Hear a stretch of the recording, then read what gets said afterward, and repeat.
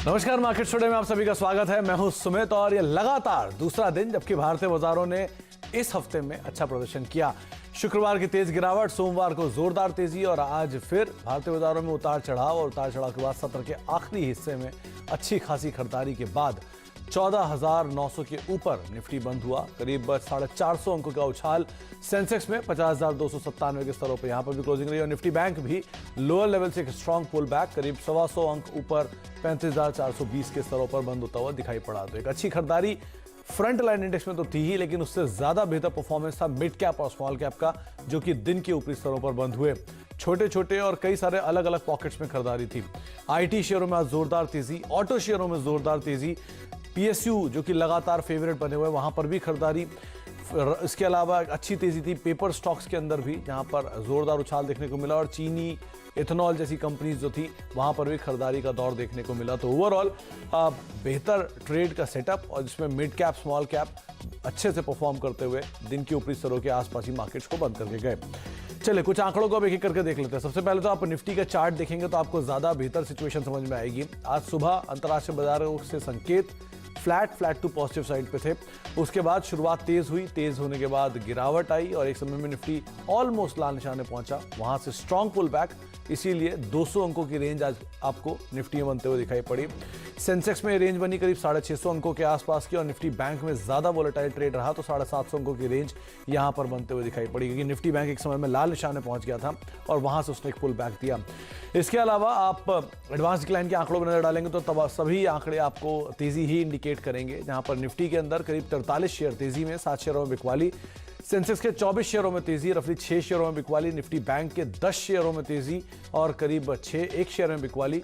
इसके अलावा आप ब्रॉडर साइड पे जाएंगे तो ये आंकड़े और बेहतर होते हुए आपको दिखाई पड़ेंगे, जहां पर फ्यूचर्स के जो शेयर हैं उसमें भी और कैश में भी ज्यादा अच्छा आंकड़ा तेजी की तरफ था। F&O साइड पे 136 शेयर तेजी में, 19 शेयरों में बिकवाली, एनएससी के 1160 शेयरों में तेजी, 724 शेयरों में बिकवाली, बीएससी के 1860 शेयरों में तेजी, 1150 शेयरों में बिकवाली। तो मोर और लेस ब्रॉडर मार्केट में ज्यादा बाइंग थी, जो इंडिकेट कर रही है कि मिड कैप स्मॉल कैप में एक अच्छा रुझान, एक अच्छी तेजी बनते हुए दिखाई पड़ी। आप कंट्रीब्यूशन की प्लेट अगर लेकर आएंगे तो उसमें भी आपको ये बात साफ दिखाई पड़ेगी। फ्रंट लाइन में भी आईटी का आज दबदबा रहा, ऑटो का आज दबदबा रहा। मेजरली इन्फोसिस, टीसीएस दोनों दिग्गज आज करीब 55-54 अंकों के आसपास का कंट्रीब्यूशन दे रहे थे बाजार निफ्टी की तेजी में। एचडीएफसी बैंक 10 अंकों का कंट्रीब्यूशन दे रहे थे। सेकंड हाफ में टाटा मोटर्स में एक अच्छी बाइंग देखने को मिली, मारुति, बजाज ऑटो, हीरो मोटोकॉर्प सब में खरीदारी थी। तो टाटा मोटर दे रहा था 8 अंकों का कंट्रीब्यूशन और एम&एम में करीब 9 अंकों का कंट्रीब्यूशन आता हुआ दिखाई पड़ा। बाकी मोर लेस फ्लैट साइड पे थे, तो नेगेटिव साइड पे आपको इतना ज़्यादा कोई कंट्रीब्यूशन आपको दिखाई नहीं पड़ेगा, बहुत ज़्यादा नेगेटिव साइड पे प्रेशर था नहीं, तो इसीलिए आपको नेगेटिवली सिर्फ एचडीएफसी लिमिटेड, ओएनजीसी और डॉक्टर रेड्डी शेयर दिखाई पड़ेंगे। चलिए अब अपने पैनल से आपको मुखातिब कराते हैं। हमारे साथ मानस जायसवाल मौजूद हैं, जो कि आपको लगातार तेजी की राय दे रहे हैं और बाजार तेजी में कामकाज भी कर रहा है।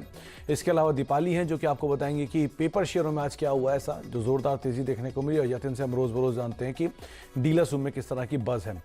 तो मानस, आपने कहा था 14,750 का एक स्टॉप लॉस मेंटेन करके आप तेजी में रहिए और वो तेजी हुई, 14,900 के ऊपर हम पहुंच गए। अब यहां से क्या किया जाए? निफ्टी बैंक में हमने कहा था थोड़ा अवॉइड कर सकते हैं, निफ्टी की टोन ज्यादा मजबूत थी, अब दोनों में क्या रणनीति रखी जाए? देखिए सुमित जी, मेरा समझना था कि अगर 14,850 के ऊपर निफ्टी सस्टेन करेगा तो हमें एक डिसेंट रिकवरी देखने को मिलेगी और आज का क्लोजिंग बहुत ही कंफर्टेबल लेवल्स पे है। मेरे ख्याल से 14,950 के आसपास की क्लोजिंग है, तो मैं उम्मीद करता हूं कि यहाँ से करीब 250 से 300 पॉइंट की रैली निफ्टी में देखने को मिल सकती है। इसलिए खरीदारी करने की राय रहेगी, 15,250 के टारगेट सेट करें और 14,750 के स्टॉप लॉस लगाए निफ्टी में। बैंक निफ्टी की जहां तक बात है, देखिए यहाँ पर थोड़ा सा अंडर परफॉर्मेंस देखने को मिला है और मैं समझता हूँ कि यहाँ पर आपको खरीदारी तभी करनी है जब बैंक निफ्टी 35,750 के ऊपर सस्टेन करे। तो अगर 35,750 के ऊपर कल सस्टेन करता है तब आप खरीदारी कर सकते हैं, अदरवाइज बैंक निफ्टी को अवॉइड करना चाहिए। जी, तो बैंक निफ्टी को आप अवॉइड भी कर सकते हैं, लेकिन आप खरीदारी करना चाहते हैं तो आप निफ्टी में ही खरीदारी करें और निफ्टी के लिए जो टारगेट्स या स्टॉप लॉस हैं वही है 14,750 का एक स्टॉप लॉस मेंटेन करें और तेजी अब आपको 15,000 के आसपास लेकर आ सकती है। निफ्टी बैंक को फिलहाल आप अवॉइड भी कर सकते हैं। अच्छा मानस, अब तेजी की बात आप कर ही रहे हैं तो ऑब्वियस सी बात है कि आप तेजी की कॉल के साथ ही जाना चाहेंगे। कौन से शेयर्स को आपने आइडेंटिफाई किया आज?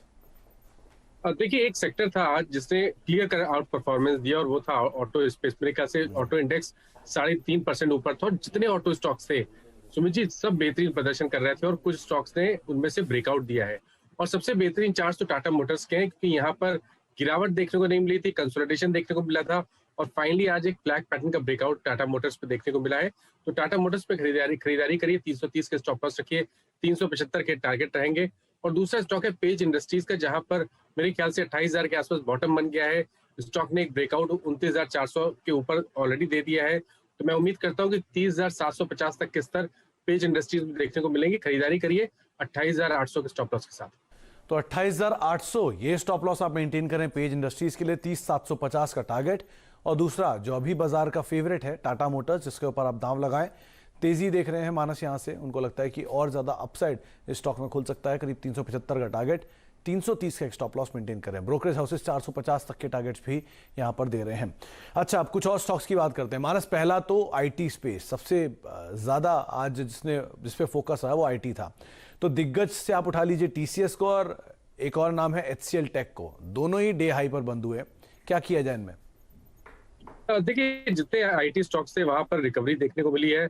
अगर हमें एक लार्ज कैप स्टॉक चूज करना होगा तो मैं समझता हूँ कि आप इन्फोसिस की तरफ देखिए, क्योंकि यहाँ पर ब्रेकआउट ऑलरेडी बन गया है, 1300 रुपए के ऊपर की क्लोजिंग देखने को मिली है।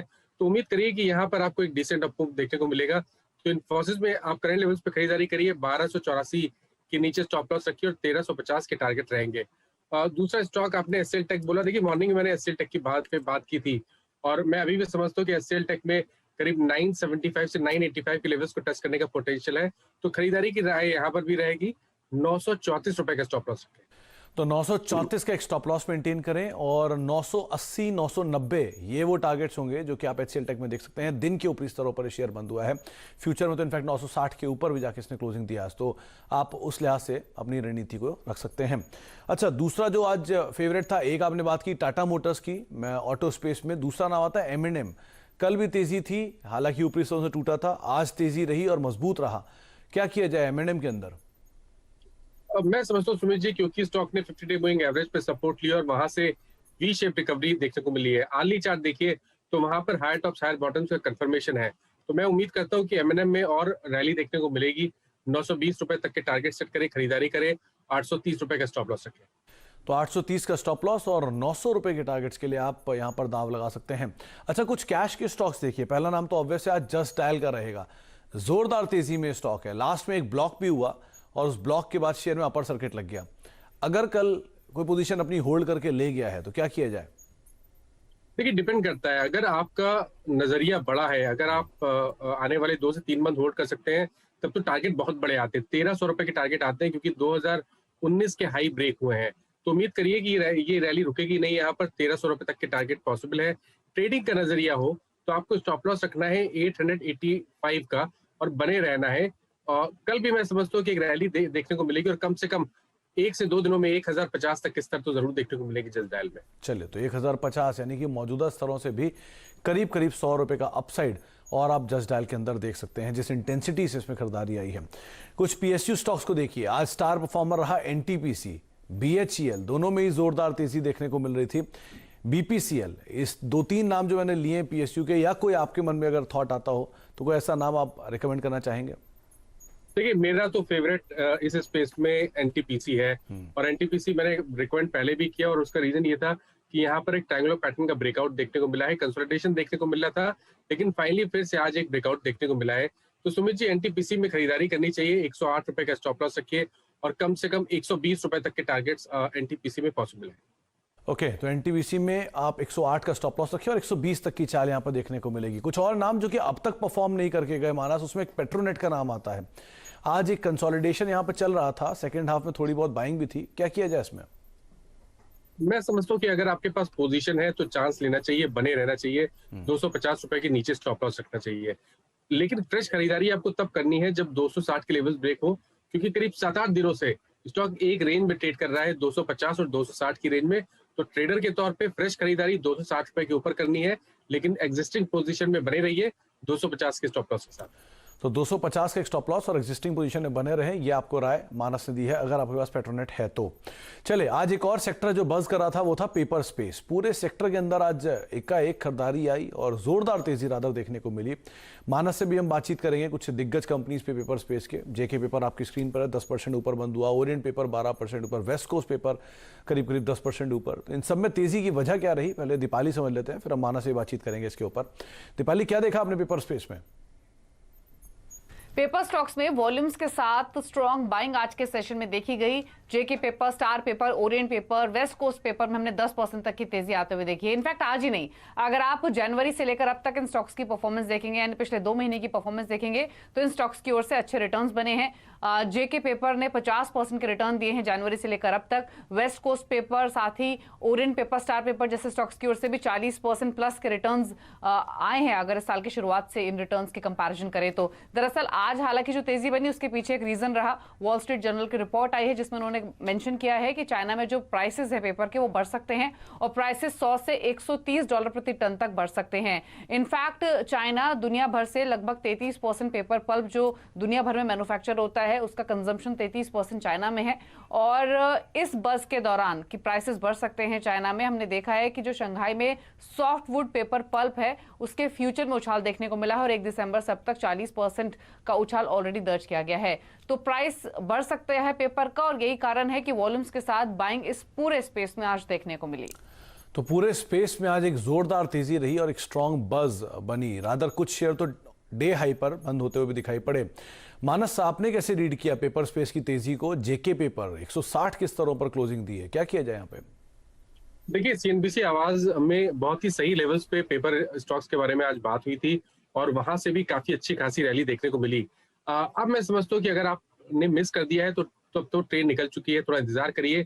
जेके पेपर और वेस्ट कोस्ट में थोड़ा इंतजार करिए, जब डिक्लाइन मिले तब आप वहां खरीदारी करिए। लेकिन अगर करंट लेवल्स पे कोई स्टॉक पेपर स्पेस में खरीदना है तो वो है star paper. Sumit ji, clear cut breakout है, वॉल्यूम देखने को मिले हैं, 120 का अहम रेजिस्टेंस ब्रेक हुआ है, तो स्टार पेपर में अभी भी खरीदारी करने के मौके हैं। करंट लेवल्स पे खरीदारी करिए, 120 का स्टॉप लॉस रखिए और 150 के टारगेट सेट करिए। तो एक ही पेपर स्पेस का शेयर मानस को लगता है कि थोड़ा और तेजी दिखाएगा यहाँ से, वो है जिसमें आप नई पोजीशन ले सकते हैं, वो है स्टार पेपर। 150 रुपए के टारगेट्स के लिए आप यहाँ पर खरीदारी कर सकते हैं। अच्छा, इसी तरह का एक मूव और भी मिड कैप स्पेस में था जिस पे भी हम बातचीत करेंगे। यतिन हमारे साथ मौजूद हैं, उनसे भी हम चर्चा करते रहेंगे कि डीलर्स रूम में किस तरह का बज है। फिलहाल तो एक ब्रेक का वक्त है, ब्रेक के बाद लौटते हैं, यतिन से बातचीत करते हैं और साथ साथ मानस भी मौजूद हैं, उनसे कुछ और शेयरों पर भी हम चर्चा करेंगे, स्पेशली मिड कैप में।